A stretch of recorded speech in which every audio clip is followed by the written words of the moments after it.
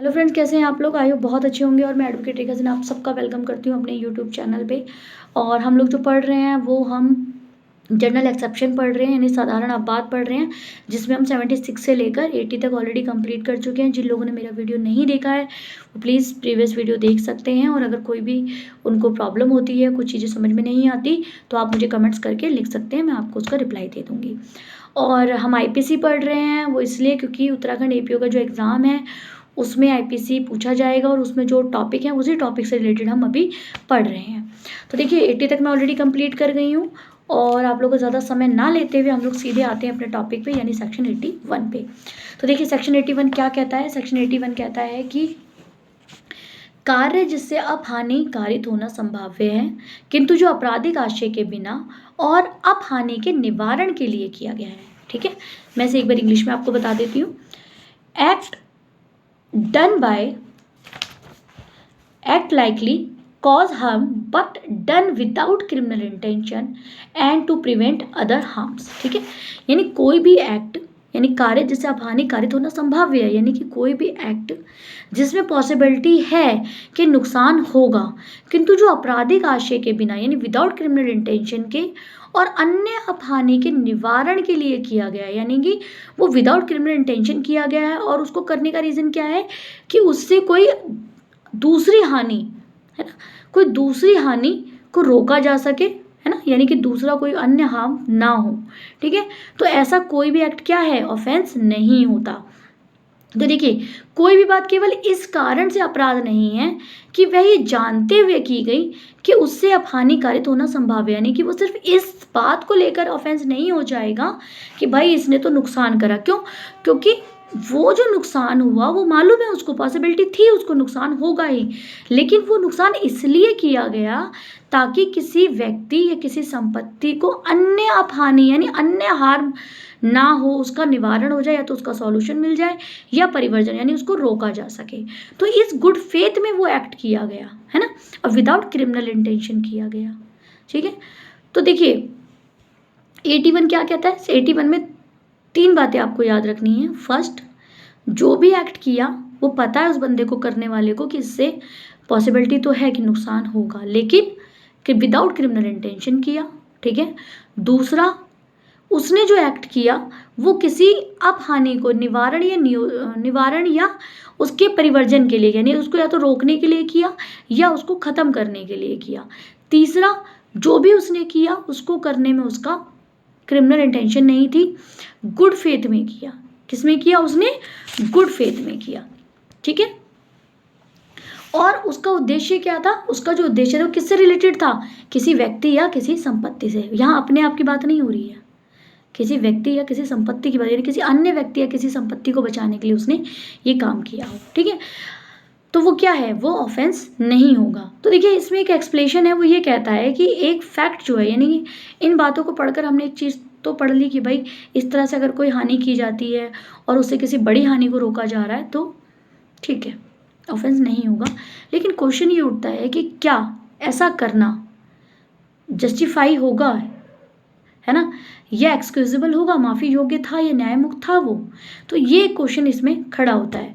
तो उसका सॉल्यूशन भी ये है, निकलता है कि अगर वो ज़रूरत के लिए नेसेसिटी है उस चीज़ की, तो वहाँ पर वो क्या हो जाएगा, जस्टिफिकेबल भी हो जाएगा और एक्सक्यूजेबल भी हो जाएगा, यानी कि न्याय उन्मत्त भी हो जाएगा और माफ़ी योग्य भी हो जाएगा। लेकिन स्पष्टीकरण जो है, इसका जो एक्सप्लेनेशन है उसमें ये बात इन्होंने कही है कि क्या अपहानि का निवारण या परिवर्जन किया जाना, ठीक है, किसी ऐसी प्रकृति को इतना आसान थी कि वह कार्य जिसे जानते हुए उसे पता है कि अपहानि होगी, क्या वो रिस्क उठाना जस्टिफिकेबल यानी कि न्याय मुक्त या एग्जीक्यूबल होगा, यानी कि माफ़ी योग्य हो था? तो ये क्वेश्चन ग्रेड है। लेकिन हमें जहाँ तक एग्जाम के लिए उसको याद करना है, वो हमें याद करना है 81 को सिर्फ 3 चीज़ों के लिए, कि जो हानि की जा रही कोई भी एक्ट ऑफेंस नहीं है। कब नहीं है?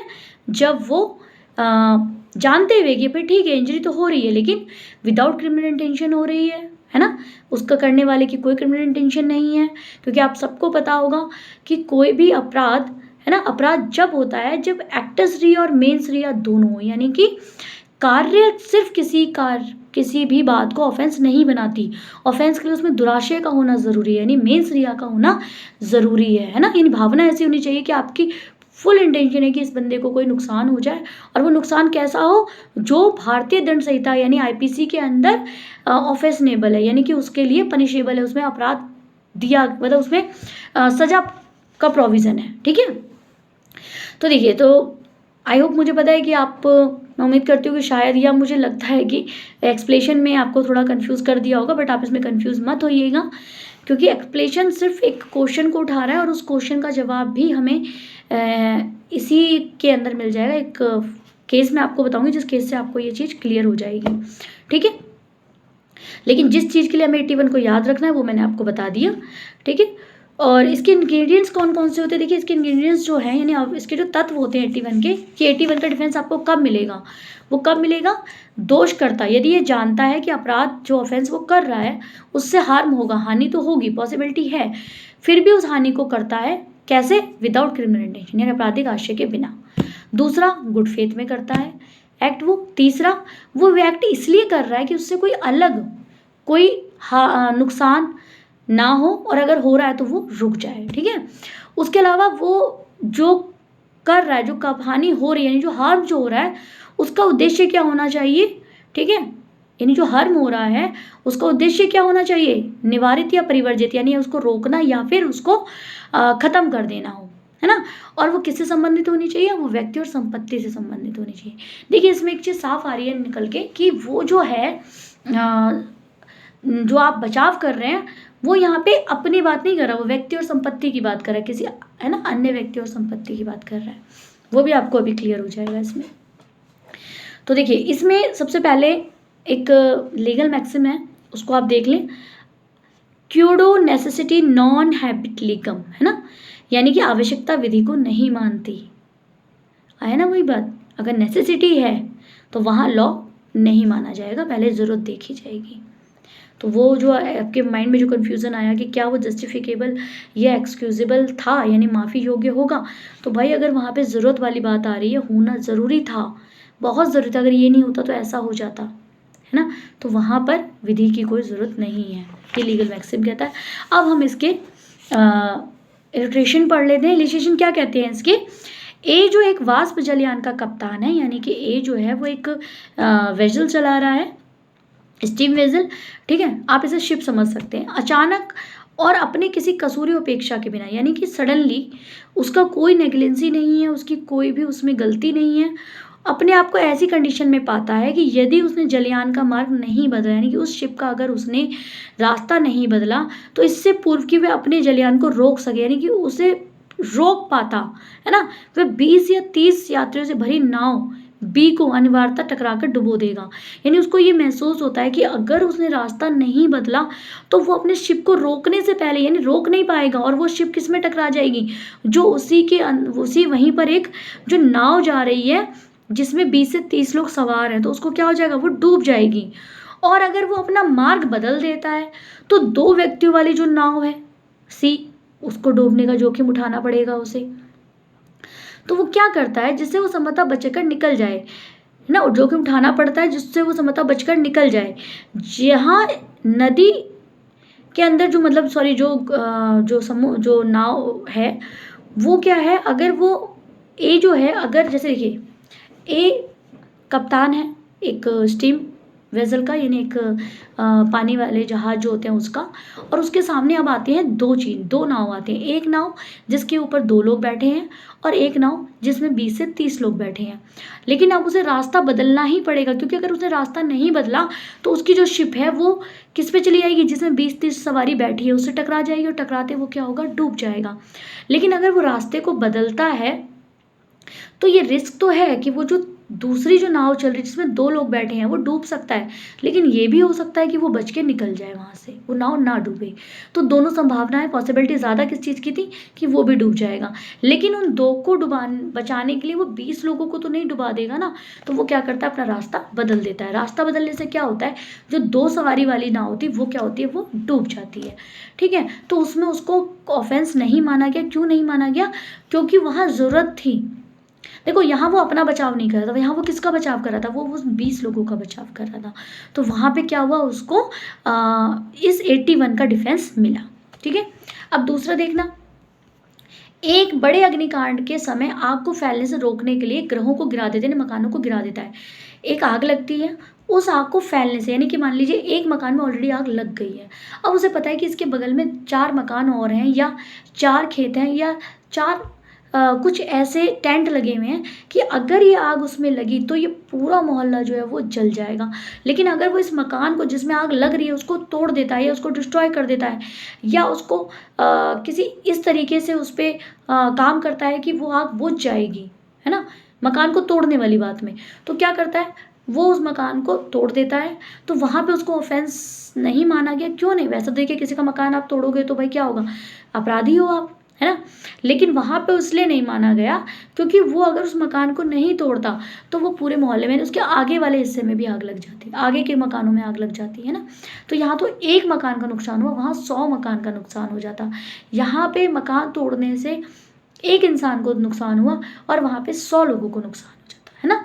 तो उसने क्या किया, उसको वहाँ पे उन्हें वो एक्ट किया और वहाँ पे उसको 81 का डिफेंस मिल गया। ठीक है, अब देखिए एक चीज़ आती है, लीगल मैक्सिम ऑलरेडी मैं आपको बता चुकी हूँ। इसमें एक केस आता है जो बहुत फेमस है,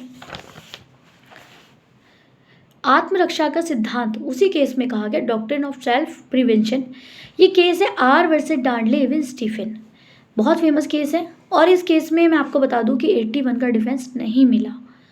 ठीक है, क्यों नहीं मिला वो अभी हम बताते हैं। मैंने आपको बताया कि इसमें कहा गया कि प्रश्न ये है कि अपने जीवन की रक्षा करते समय एक निर्दोष व्यक्ति को कारित नुकसान किस सीमा तक आवश्यकता के सिद्धांत को न्यायोचित ठहराता है। यानी अगर आपको अपना जीवन बचाना है तो क्या आप किसी निर्दोष व्यक्ति जिसका कोई लेना देना नहीं है आप उसको मार दोगे, क्या वो जस्टिफिकेबल होगा। तो इसी बात की बात करी आत्मरक्षा के सिद्धांत ने। और आर वर्सेस डांडले वाले स्टीफन केस में आत्मरक्षा के सिद्धांत को न्यायोचित नहीं ठहराया। ठीक है, क्यों नहीं ठहराया, अब हम इस केस को पढ़ लेते हैं। देखिए इस केस में क्या होता है कि 3 लोग होते हैं। ठीक है, वो तीनों जो थे वो मेजर थे और उनके साथ एक लड़का था पार्कर नाम का। समुद्र में चारों बह गए। जब ये समुद्र में बह गए तो वो खुली नाव में यात्रा कर रहे थे। तो कुछ दिन यात्रा करने के बाद उनके पास भोजन सब कुछ खत्म हो गया। तो उन्होंने क्या सलाह ली कि भाई इस लड़के को मार देते हैं और इस लड़के को मार के इसका मांस खा लेते हैं जिससे हम लोग बच जाएंगे। तो क्या उन लोगों ने जो उस लड़के को मारा उसका मांस खाया, है ना, मारा इट्स मीन मतलब उसके बॉडी के पार्टों को खाना शुरू कर दिया। तो ऑब्वियसली वो बॉडी जो पार्ट आप खाओगे तो वो मर सकता है या इस हालत में पहुंच जाएगा कि उसकी मृत्यु जो है वो निश्चित है। तो वो क्या करते हैं कि उनका वो धीरे धीरे उसके मांस को खाते हैं और फिर बाद में जब उनको रेस्क्यू किया जाता है तो जो वो चौथा लड़का था उसकी जो हालत थी वो बहुत ज़्यादा ख़राब थी, है ना। और क्या होता है कि वो लड़का मर जाता है। तो अब उसमें क्या करते हैं वो तीनों जो होते हैं वो ये डिफेंस लेते हैं किस चीज़ का, सेक्शन 81 का, कि भाई हमने तो अपनी आत्मरक्षा के लिए उस लड़के को मारा, अगर हम उसको नहीं मारते तो हम मर जाते, तो ये तो हमारी ज़रूरत थी। तो इसमें कोर्ट ने क्या कहा कि नहीं, आत्मरक्षा का सिद्धांत इस पे अप्लाई नहीं होता, है ना। आप अपने लिए किसी और को थोड़ी ना मार दोगे। तो इसमें जो केस में जज थे वो थे लॉर्ड कॉलरिज। इन्होंने कहा, देखिए इन्होंने क्या बोला कि अपने जीवन को सुरक्षित रखना सामान्यतः एक दायित्व, यानी कि बहुत जनरली रूल है कि आप अपने आप को सुरक्षित रखें, आपकी रिस्पॉन्सिबिलिटी है। किंतु किसी को बलि देवी चढ़ाना ये सबसे बड़ा दायित्व नहीं होता। मतलब स्पष्टता है कि किसी को बलि दे देना, है ना, वो क्या है, किसी को मार देना अपने लिए, तो ये दायित्व नहीं है आपका। युद्ध ऐसे उदाहरणों से भरा हुआ है, लेकिन युद्ध में क्या होता है कि जो लोग युद्ध लड़ते हैं उनका दायित्व वहाँ क्या होता है, अपने आप को बचाना नहीं होता है, वहाँ पे अपने आप को मारना होता है। किसके लिए, जो और लोग हैं। जैसे फॉर एग्जाम्पल फौजी, वो सीमा पे लगे हुए, किसके लिए, हम लोगों के लिए ना, ताकि हम सुरक्षित रहें, है ना, हमें कोई नुकसान ना हो, वो अपनी जान की आहुति दे देते हैं। तो वहाँ क्या हुआ, वहाँ पे जान न्यौछावर, हम तभी तो कहते हैं कि भाई फौजी लोग हमारे लिए अपनी जान न्यौछावर कर देते हैं, है ना। तो यही बात इसके इन्होंने बोला कि भाई आप अगर किसी के लिए अपनी जान देते हो, है ना, तो वो परम कर्तव्य है। ये अपनी जान बचाना कर्तव्य तो है, लेकिन किसी और की जान बचाना अपने को मार के परम कर्तव्य है। तो इस वाले केस में जज ने कहा कि आपने अपने जीवन को बचाने के लिए किसी दूसरे के जीवन को ख़त्म कर देना, ये न्याय उचित नहीं है। यहाँ पे आप 81 का डिफेंस नहीं ले सकते, कोई ज़रूरत नहीं थी आपकी। अपने में अपना मांस आप उसको खिला देते तो ये माना जाता है हाँ भाई आपने उसकी जीवन की रक्षा करी, लेकिन आपने उसका ही खा लिया, उसको मार दिया, फिर आप कहते हो ये जस्टिबल है, वो जस्टिबल न्यायोचित नहीं है। तो इसमें जो ये तीनों थे उनको 81 का डिफेंस नहीं मिला। ठीक है, अब देखिए ऐसे ही एक केस है, ये केस था हाँ एक जजेस और थे, ग्रोव। उन्होंने केस में कहा कि जहाँ यदि दो अभियुक्त के द्वारा लड़के को मारना न्यायोचित ठहराया जाता है तो चौथे व्यक्ति को जीवित रहने का अवसर प्रदान करने हेतु उसमें हत्या का न्यायोचित रीति से की जा सकती है। इस प्रकार बलशाली व्यक्ति द्वारा एक निर्बल व्यक्ति की हत्या न्यायसंगत होगी। स्टीफन के उपयुक्त निर्णय की आलोचना डॉक्टर हरि गोड्स ने उपयुक्त निम्नलिखित नियमों से निकाला। पहला, आत्मरक्षा एक परम आवश्यकता नहीं है, यानी सेल्फ डिफेंस से कोई जरूरी नहीं है आपके लिए। दूसरा, किसी व्यक्ति को दूसरे का जीवन लेकर अपना संरक्षण का अधिकार नहीं है। ठीक है। तीसरा, कोई भी आवश्यकता मानववध को न्यायोचित नहीं ठहरा सकती।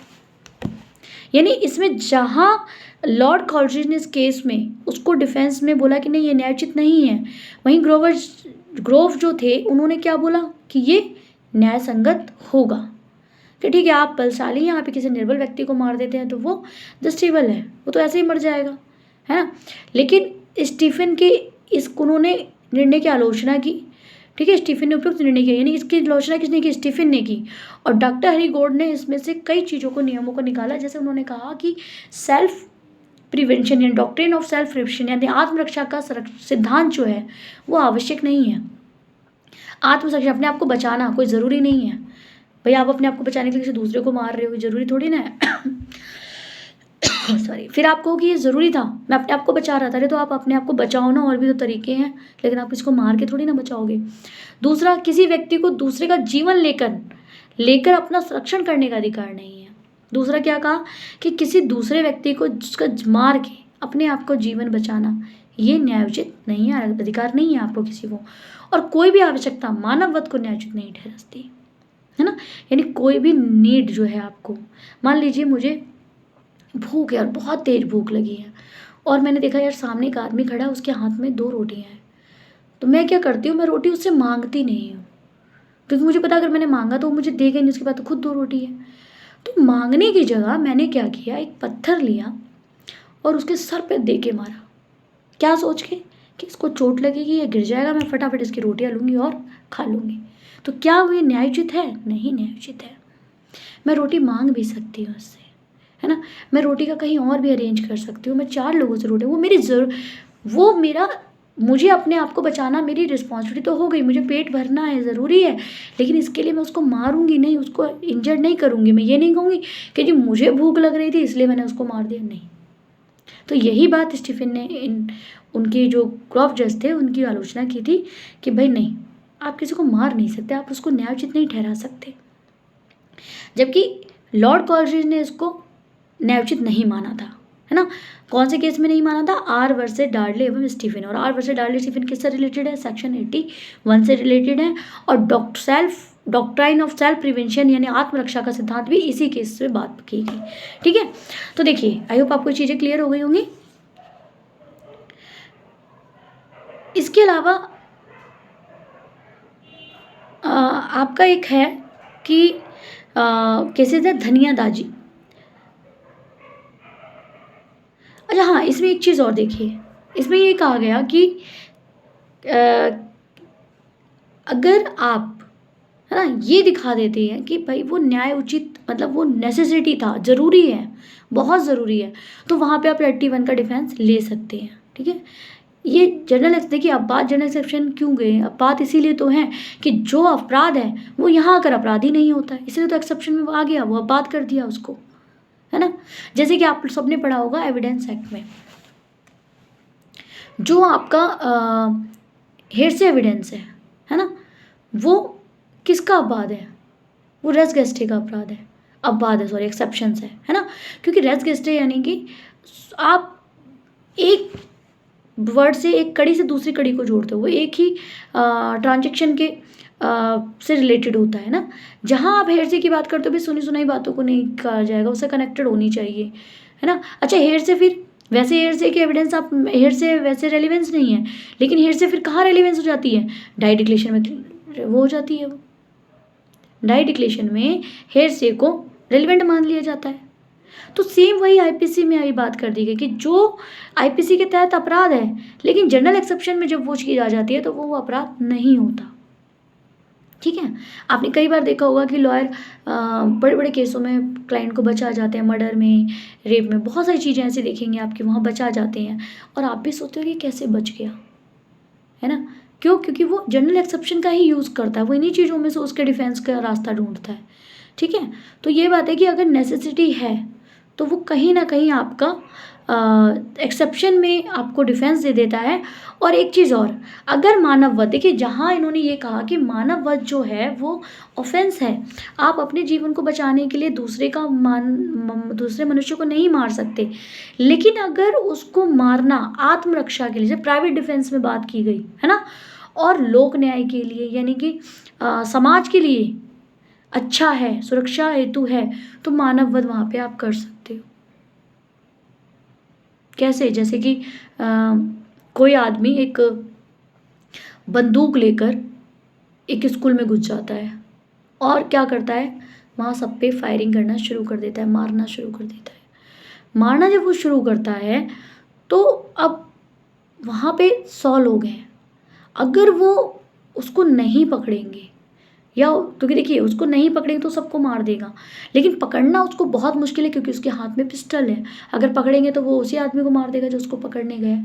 तो वो क्या करता है, वो देखता है पीछे एक सामान देखता है, उसके जो जो बंदा वहाँ पे इस सबको होते देख रहा है, वो क्या करता है, वो पीछे एक डंडा देखता है, एक लोहे का डंडा देखता है और लाता है और उसके सर पे कस के मारता है।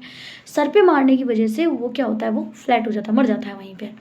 अब उसमें उसको कहा जाता है भाई ये तो मानव वध का दोषी है, तो यहाँ पे वो 81 का डिफेंस ले लेता है क्योंकि वो जरूरत थी। अगर वो उस अपराधी को डंडे से नहीं मारता तो वो वहाँ पे जो 100 लोग थे जिन पे वो गोलियां चला रहा था, वो सारे के सारे मर जाते, है ना। तो वो किस चीज़ के लिए रखा उसने, वो आत्मरक्षा यानी कि अपनी सुरक्षा के लिए तो करा, जो कि प्राइवेट डिफेंस की बात आती है, लेकिन लोक न्याय के लिए यानी कि पब्लिक के लिए भी ज़रूरी था।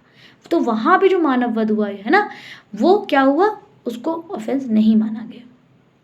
ठीक है ना। लेकिन डाडले वाले केस में देखिए, आप कहेंगे कि वहाँ भी तो उसने अपने आप को बचाने के लिए किया, लेकिन वहाँ के केस में उसको ज़रूरत नहीं माना गया। आपको भूख लगी है यार, कुछ और सॉल्यूशन ढूंढो, आप किसी इंसान को मार दे के खा जाओगे क्या, है ना। लेकिन यहाँ पे जो वो मार रहा है वो बाकी 100 लोग को भी मार रहा है ना, या वो गोली लेके उसके आगे खड़ा, मान लीजिए वो लड़का, जैसे 8 वर्ष डाडले स्टीफन में उसने उसका मांस खाया, मान लो वो लड़का उसको मार रहा होता, कोई चाकू या किसी चीज़ से हाथ मार रहा था, तब वो तीनों उसको मार देते, वहाँ फिर वो ऑफेंस में नहीं आते क्योंकि उन्होंने अपनी सुरक्षा करी। लेकिन एक बेचारा कमज़ोर आदमी को मार के खा गए आप लोग, वो तो बेचारा कुछ कर भी नहीं रहा था, कोई सेल्फ डिफेंस भी नहीं था, आपको आत्मरक्षा में आपने क्या करा, वहाँ कौन से आपकी जान पे बेचारा वो आपको कुछ नुकसान पहुँचा रहा था ना, तो इसलिए वहाँ पे डिफेंस नहीं मिला, और वैसे ये डिफेंस का मामला आ जाता है। तो देखिए मैंने आपको दोनों चीज़ें क्लियर कर दी क्योंकि कन्फ्यूज़न बहुत हो जाता है ना कि यहाँ पर ऐसा है तो वहाँ पर ऐसा क्यों है। तो देखिए एक केसेस ऐसे मैं आपको बता रही हूँ, धनिया दाजी। इस केस में क्या था कि जो अभियुक्त था, जो एक्यूज था, वो चोर का पता लगाने हेतु ताड़ी के बर्तन में जहर रख देता है, क्योंकि चोर बार बार उसके बर्तन से ताड़ी निकाल लेता था। यानी वो जो था एक्यूज था उसके पास एक बर्तन था, उसमें वो ताड़ी निकाल के रखता था। देखिए जो लोग गांव से हैं उनको पता होगा ताड़ी क्या होती है। ताड़ी एक पेड़, जैसे तार का पेड़ होता है, खजूर का पेड़ होता है, तो उसमें एक कट लगा के मटका लगाते हैं, उसका जो रस आता है निकल के, उसको बोलते हैं ताड़ी।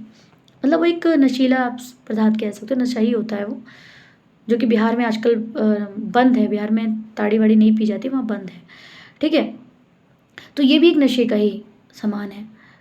ठीक है, तो होता क्या है कि वो उसमें रख देता था तो निकाल लेता था वो उसमें से, तो उसने सोचा चोर का पता कैसे लगाऊं, तो उन्होंने कहा इसमें जहर मिला देता हूँ, जो पिएगा उसको मरेगा, मुझे पता चल जाएगा, जो पिएगा या उसको कुछ होता है तो मुझे पता चल जाएगा कि ये चोर है।